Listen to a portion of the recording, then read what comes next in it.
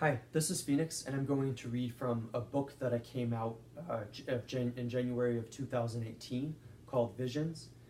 Visions is a collection of essays on mental illness, and the essay that I'm going to read from is called Infinite Perception on Breaking Down.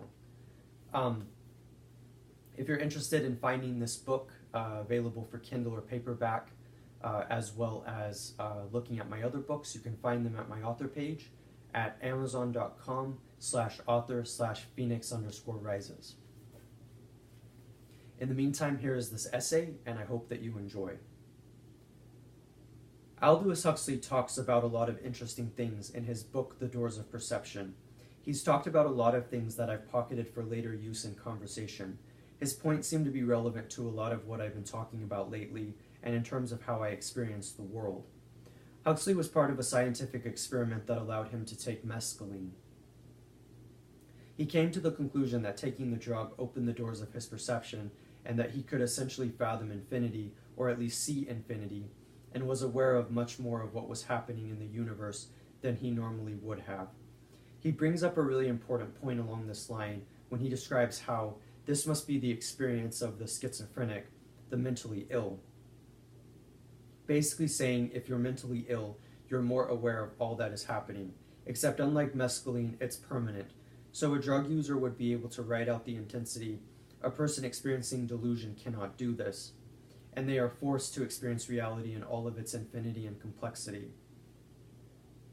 I've been struck by these points on a fundamental level. It's impacted me for sure. My struggles with schizophrenic symptoms, is that what I'm experiencing? Something greater than what I'd normally be able to experience?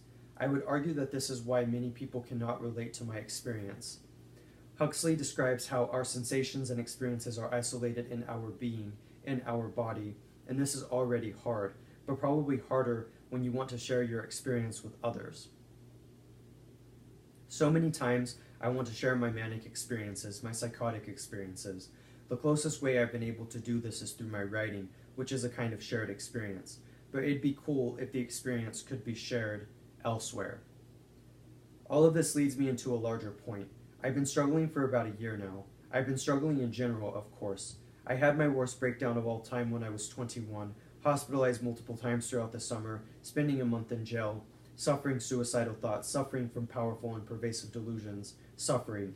But I wonder, as I think through Huxley's ideas, if part of my suffering comes from the sheer magnitude of the things that I understand. To be clear, I don't want to make this a grandiose claim. I'm not claiming it makes you better because you can experience more of the world, and in fact, I'm not even sure it's a good thing. Nonetheless, I would say this is why I've been struggling over the past year. I haven't gotten the support that I need, whether through sexual intimacy or healthy communicative expression, or good medication and therapy, basically left to fend for myself. But I've been suffering mostly because I've picked up more on just how wild and uncertain and dangerous and unknown and mysterious the world is. I was just talking to a neighbor of mine, and I don't think he was aware of how intense his own mania wasn't aware of how weighty his words were. I showed him my new collection of poems, pocket words, poems with plenty of heart, and he made the following heavyweight comments. You need to see a therapist. You're struggling, obviously. You use the word euthanize, which signifies mental instability. None of this seems sincere. This work is fake. My son definitely can't read this because it's dangerous. The list goes on. When all he had to get out of them is they are emotional sound bites, minimalist poems that I just experienced, that I just happened to write when I was going through heavy stuff over a period of 3 to 4 years. I wrote pretty much each pocket poem when I was experiencing some deep manic experience. But it's still just emotion, words, concepts, even, as was the goal. I was thinking of the language poets and conceptual poetry. It's supposed to have that hint of fun, having words to pocket. But this encounter was unsettling not just because of the criticisms, but because of the underlying ideas behind the suppositions and criticisms, basically implying my mind is screwed up, which amps up my paranoia, which amps up my delusion, which amps up my general distrust of the world in a metaphysical sense, in that I don't know what's real or what isn't.